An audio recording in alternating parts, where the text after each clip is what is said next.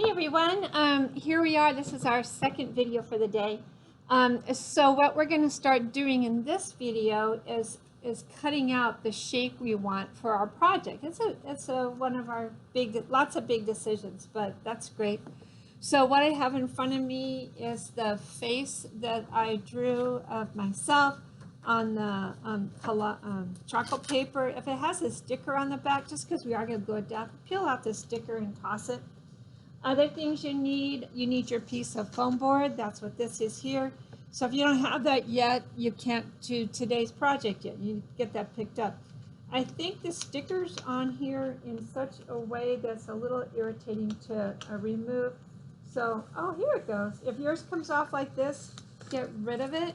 If your sticker doesn't come off, you'll just have to collage over it. I have a pencil. I have a Sharpie because it's just going to be helpful to see exactly where my lines are. I have some various knives. If you have one of these X-Acto knives and you want a sharp one, you can tell they have such a fine little tip on them. If it's kind of blunt at the end, someone's probably broken off that tip. You want a good tip on these. And I have a couple different kitchen knives. This one's sharper, but I'm not sure I'm going to like that.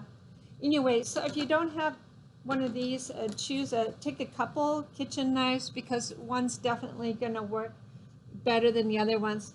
It's very important. Here I have, I'm going to put my knives to the side for a minute. Here I have a cutting board. Now you may not have a cutting board at your house. Not everybody does, right? Sometimes these boards in the kitchen, you have a cutting board from the kitchen. That would actually work just fine. Maybe you could use the back side of it, but I would ask your mom first. You might make some cuts in it, but actually there's probably already some cuts in it. So maybe a cutting board from the kitchen, or like a heavy piece of cardboard, heavier than this, in case you cut through it, you don't want to cut down into the surface of your table. So some type of cutting board. So this is going to be underneath. Now I have some thoughts before I cut into this. I was already thinking.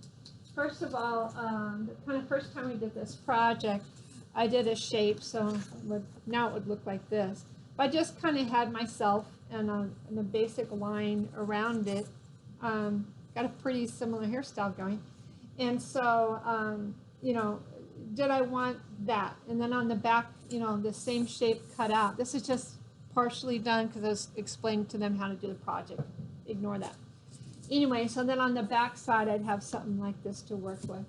But then I was thinking, well, do I want some unusual shape? Remember this one I did, this other self-portrait, and it had I still worked with my shape, but I purposely designed it because I wanted to turn it into a snail on the back side. So I had to work back and forth until I got a shape.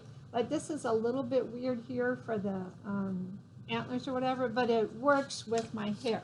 So, figuring out what works with two sides. So, think about what you want on both sides. On my front side, I wanted it kind of direct, but on my back side, I wanted it kind of whooshed up for my idea I have. I think what I have, right now my idea is, for the real story, I thought I would say something about how I'm a little bit frustrated right now because in COVID, I can't see my grandchildren or all of my family. So the real story is, I'm worried. This is a part of my life where I'm worried, I guess you could say. So I wanted kind of a reaching in, so I wanted to sweep. So I was trying to figure out, so, just kind of like, this is fine, but maybe I could get a little bit more of a dynamic design. So I started drawing on another piece. I'll just use this piece to save some time here. And so basically I was thinking, if I showed myself at an angle here, as if I'm turned, this is my shoulder, and looking towards you, I could still, my hair's obviously oversized. I would definitely, almost everybody go oversized with their hair, looking towards you, and then I have kind of a nice, more unusual shape, and maybe I can do that swooping up idea I was thinking of. So once I don't have to have my whole drawing worked out. What I need to do right now is just like, what is the shape I want to work with? And then I'm going to get my Sharpie and draw. Can you see my idea here for a shape? That, I mean, the hair is really big, but that doesn't matter because we're going to have some fun with our hair. So let's see. Okay, so I'm just going to get a Sharpie and outline about what I want my shape to be. Now I can have a lot of fun with this when I'm actually doing my collage. I don't want to, if it's too complicated, it's a little hard to work with your drawing. I'm going to go ahead and put these 2 lines in for my neck because I know I want to see these lines later. And then I have a line coming down here for my shoulder and another line here kind of showing my back. So I'm turned a little and looking towards you. And to me, that might be more fun to work with from the back side, given some variety to the shape. Okay, so now I have a shape. Now I know what I'm going to cut out. I have my board behind me. So one more thing I wanted to show you. If you're a boy or you're deciding what your shape is, I've had a couple times people just do something like this. Well, I have short hair, Mrs. Rouse. Well, if you're a boy with short hair, we can exaggerate or add things, but you know what? Move it up, and then we need to see a lot more shoulders. So that's just not fair to be doing half the work that everybody else is doing. So if you take a look here, this boy has done that. He's at least added a lot more work down here. I would say he could have added even more, and he could add some details here. So if you have a boy and you're going to do your hair short, move your head up and then have a lot more of the lower part here. Otherwise, right, it's just not fair. So I wanted to make that comment. And think about what kind of shape you want. So if you have an X-Acto knife, you know, on top of some type of cutting board, the idea with the X-Acto knife, first of all, you never cut towards yourself. I do know someone who cut towards himself and it slipped, and they actually cut in to their chest right below their heart. Had to go to the hospital for a couple stitches, and they said he actually could have killed himself. So you don't want to just stab yourself in the stomach. You're always away from your body somehow. So here I'm going to be pointing in the direction of the side of me. So I can just, if you have one in your knives, I'm pushing it in. I'm not going to cut through on the first cut. I'm going to kind of get the cut started. And then on the second cut, I'm going to cut all the way through. And then I can turn my board over. How do I do it? Okay, I cut all the way through. I'm doing well. Let me try using a couple other knives. Like I said, that one's the best, but you may not have that one. This one is not serrated, and I really don't know how it's going to go. Again, I'm putting it in. I'm left-handed, so you might want to go in another direction. Okay, this is harder to get through the top surface. So let me try to see what the point is on this one. And then sometimes you have to change if you have something. Then I'm going to cut right off. See, that other knife went in pretty good. I would say you're going to want a really strong kitchen knife to get through this board. I'm just trying to remove a piece here. So I can look at the back. Okay, that's still attached. Sometimes what people will do is they'll kind of make a saw out of the whole thing and saw through it. It's not going to come out that nice. So I'm going to have to keep pushing a little harder as I work my way through. So find the sharpest knife you can. I would say if you have to do this type of thing, just don't do this with a serrated knife. And you saw how much easier it was with this other knife. So something like this, don't cut in the direction of you. And then here we go.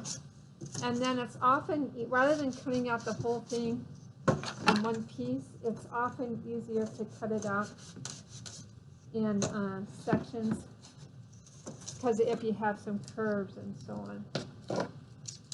This is really hard to get off of there. You can even turn it over on the other side to see what's wrong. So this was so much cleaner here than it was here. So you need a super sharp, I think the two knives I grabbed weren't so great. This type of knife, I don't think is going to be great. So this style of knife, super sharp, or this type of knife, even better. So because it's jaggedy, what I can do is I can go through and clean this up at some point. Okay, and now I just have to keep cutting all the way around until the whole thing's cut out. And that's all we're doing for this particular step. Like I said, what I like to do is kind of remove sections. I like to cut through about halfway and then go back in and cut the rest of the way. See how nice that was? A super sharp knife. If your mom or dad is a nurse or doctor, they have, instead of a craft knife, they might have a scalpel. By the way, I heard that make a little click, which means I might have broken the tip off just now. I'm going to go around here and then probably just cut right off here at the top. If you've got the general idea, you can, the video's almost done. I'm trying to keep the videos short today because there's, more than one to watch. But the part of what looks really cool for this project are the unusual shapes. So then I cut that piece off. I had a sharper knife, so the edge is pretty nice. I don't have to do much to clean it up. Anyway, that piece is done. So in the next video, I'll be talking to you about some details and so on. So that's it for this one. Be really, really careful with whatever knife you're using. Never cut toward yourself in case it slips. I would say probably scissors won't be great for this unless they're utilitarian scissors of some type. Anyway, be careful with this. Ask your mom or dad to help you if it's just super challenging. Okay, I'll talk to you later, you guys. Bye-bye.